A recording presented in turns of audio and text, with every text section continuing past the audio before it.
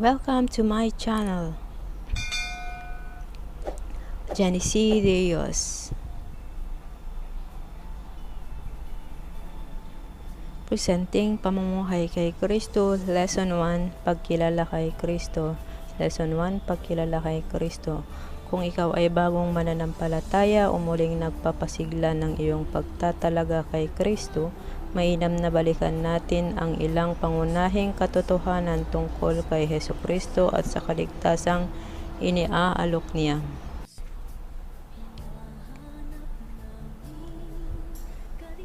Ang pangangailangan natin ng kaligtasan. Maaaring mayroon kang kilalang tao na higit na mas mabuti kaysa sa ibang tao, pero wala ka sigurong matutukoy na taong hindi kailanman nagkamali.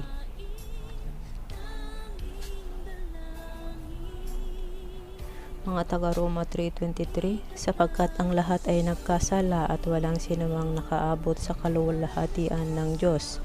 Ang bunga ng kasalanan at pagkukulang ng tao ay walang hanggang pagkahiwalay sa Diyos na banal at perpekto.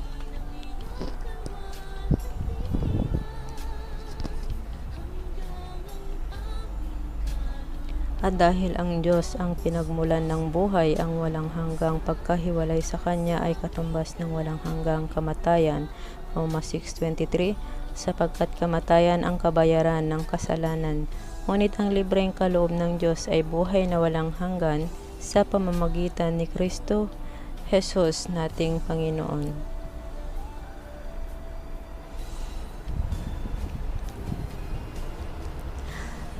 Pangako 1. Ang pangakong kaligtasan. Tinatalakay sa Biblia ang tungkol sa kaligtasan na nangangahulugan ng paglaya mula sa walang hanggang kamatayan at ng pakikipagkasundo sa Diyos, at ng katiyakang mabubuhay tayo na walang hanggan kasama ang Diyos.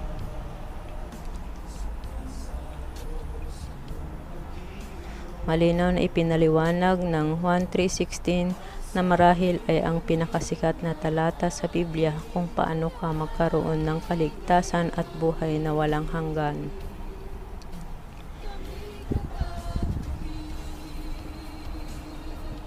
Juan 3:16, sapagkat gayon na lamang ang pag-ibig ng Diyos sa sangkatauhan, kaya't ibinigay niya ang Kanya kaisa-isang anak, upang ang sinumang sumampalataya sa Kanya ay hindi mapahamak, kundi magkaroon ng buhay na walang hanggan.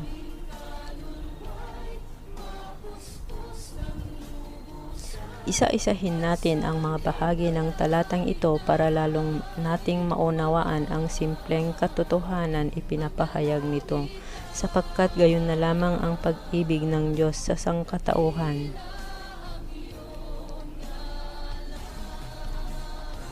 Ang sangkatauhan ay tumutukoy sa iyo at sa lahat ng mga tao sa buong mundo.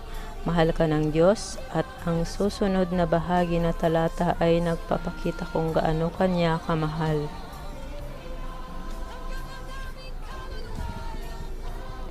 Kaya't ibinigay niya ang Kanyang kaisa-isang anak, Roma 5:8, ngunit ipinadama ng Diyos ang Kanyang pag-ibig sa atin nang mamatay si Kristo para sa atin noong tayo'y makasalanan pa.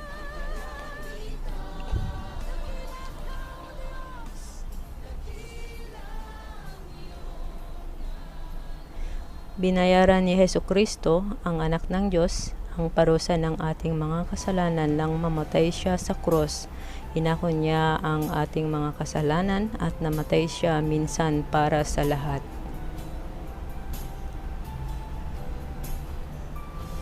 Nang mamatay siya, sinabi niya, naganap na, 1:19-30, na nangangahulugan nagampanan na niya ang lahat ng kailangang gawin upang maligtas ang tao.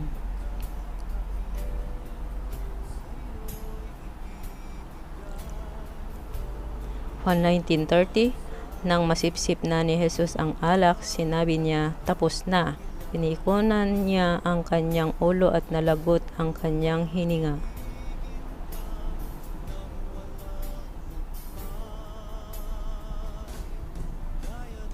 Bilang anak ng Diyos, si Jesus ay kapantay ng Diyos. Siya ay bahagi ng tinatawag ng mga nag-aaral ng Biblia na Trinity, Diyos Ama, Diyos Anak at Diyos Espiritu. Pero ang nakakamangha, kahit na si Jesus ay kapantay ng Diyos Ama, 1:1, 1-3, 1:10-30. Nang pasimula ay naroon na ang salita. Ang salita ay kasama ng Diyos at ang salita ay Diyos. Sa pasimula ay kasama na ng Diyos ang salita. Nilikha ang lahat ng bagay sa pamamagitan niya at walang anumang nalikha ng hindi sa pamamagitan niya. 1:1, 1-3.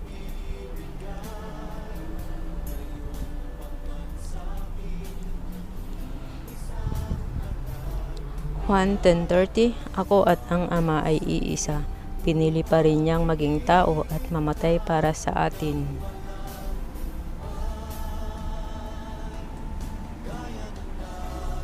Pilipos 2:5-8. Verse 5, naway magkaroon kayo ng kaisipan na tulad ng kay Kristo Jesus. 6. Kahit taglay niya ang kalikasan ng Diyos, hindi niya ipinagpilitang manatiling kapantay ng Diyos.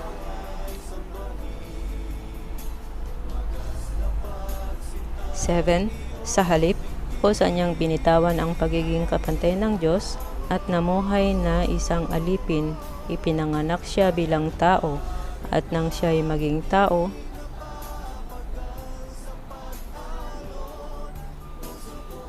Verse 8, nagpakumbaba siya at naging masunurin hanggang kamatayan, maging ito man ay kamatayan sa krus.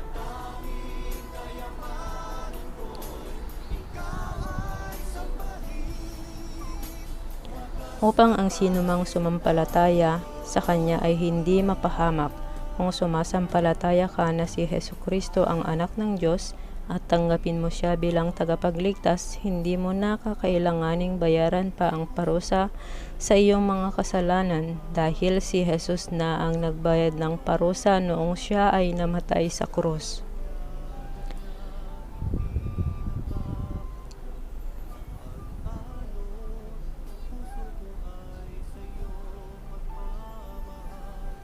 Kundi magkaroon ng buhay na walang hanggan, sa halip na walang hanggang kamatayan at pagkahiwalay sa Diyos, magkaroon ka ng buhay na walang hanggan sa oras na magtiwala ka kay Kristo.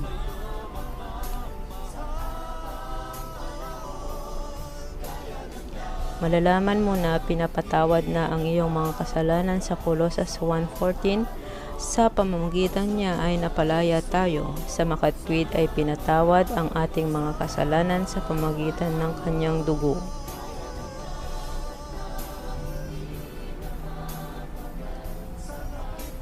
Anak ka ng Diyos, 1:1-12. Ang lahat ng tumanggap at sumampalataya sa Kanya ay binigyan niya ng karapatang maging mga anak ng Diyos.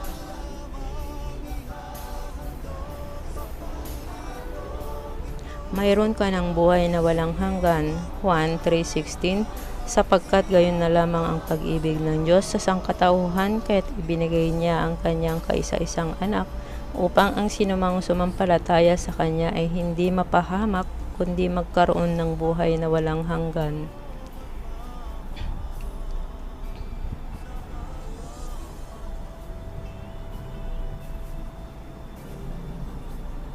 Pagtatalaga ng iyong buhay kay Jesucristo. Tinanggap mo na ba si Jesus bilang Panginoon at tagapagligtas mo? Kung gayon, sa bisa ng kapangyarihan ng salita ng Diyos, mayroon ka ng buhay na walang hanggan. Kung hindi mo pa siya tinatanggap, maaari mo itong gawin ngayon na. Roma 10:13.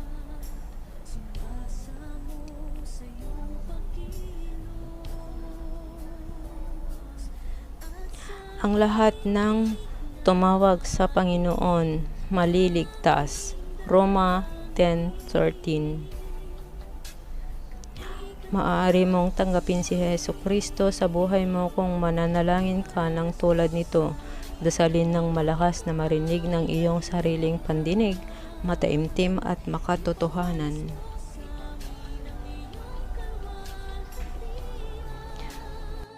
Pagtanggap at pagpapasakop. Mahal kong Panginoong Hesus, Alam kong ako ay makasalanan at kailangan ko ang iyong kapatawaran. Naniniwala ako na namatay ka para sa aking mga kasalanan. Tatalikuran ko na ang aking mga kasalanan. Inanaanyayahan kita ngayon sa aking puso at buhay. Gusto kong magtiwala at sumunod sa iyo bilang aking Panginoon at tagapagligtas sa pangalan ni Jesus. Amen. Sauluhin mo ang 1:3:16 at kung sakaling magkaroon ka ng alinlangan sa iyong kaligtasan, gamitin mo ito bilang saligan ng iyong pananampalataya. B. Pangako to. Ang pangako ng tagumpay laban sa tukso. Ayaw ni Satanas na magkaroon ka ng kaugnayan sa Diyos. Pagtutuunan niya ng pansin ang ilang mga kahinaang espiritual sa buhay mo para may bagsak ka niya. Huwag kang mabigla kung mangyari man ito. Sa halip, alisin mo ang pansin sa iyong mga kahinaan at ituon mo ang iyong tiwala kay Hesukristo na siyang magkakatulong sa iyo. Nangako ang Diyos na hindi ka tutuksohin ng higit sa iyong makakayanan. Walang pagsubok na dumarating sa inyo na hindi naranasan ng ibang tao, ngunit maaasahan natin ang pangako ng Diyos na hindi niya tayo pababayaang subukin ng higit pa sa ating makakaya. Kaya kung dumaranas kayo ng pagsubok, gagawa siya ng paraan para mapagtagumpayan ninyo ito. 1 Corinto 10:30. Maaaring maisip mong parang ikaw lang yata ang tinutokso, pero lahat ng mananampalataya ay dumaraan sa parehong pagsubok. Hindi kasalanang tuksohin kahit si Kristo man ay tinukso din. Hebreo 4:15. Nadarama rin ng ating punong pari ang lahat ng kahinaan natin dahil naranasan din niya ang lahat ng pagsubok na dumarating sa atin, pero hindi siya nagkasala. Hebreo 4:15. Subalit nakakapasok ang kasalanan kapag bumigay ka sa mga tukso. Upang mapagtagumpayan ang tukso, kagad mong ilapit sa Diyos ang problema mo bago pa ito mag-ugat sa buhay mo. Maging positibo sa iyong mga panalangin. Huwag mong balik-balikan ang mga bagay na nakakatukso sa iyo at sa halip ay isipin mo ang mga magagandang bagay. Bukod diyan, mga kapatid, lagi ninyong isaisip ang mga bagay na mabuti at kapuri-puri, mga bagay na totoo, marangal, matuwid, malinis, maganda at kanais-nais. Pilipos 4:8. Hilingin mo sa Diyos na ilagay ang mga magagandang bagay na ito sa iyong isipan.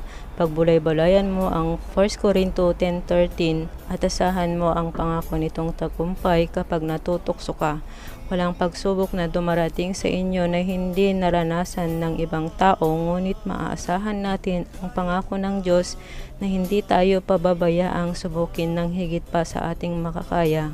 Kaya kung dumaranas kayo ng pagsubok, gagawa siya ng paraan para mapagtagumpayan ninyo ito. Thank you for watching. God bless everyone. See you on my next video. God bless.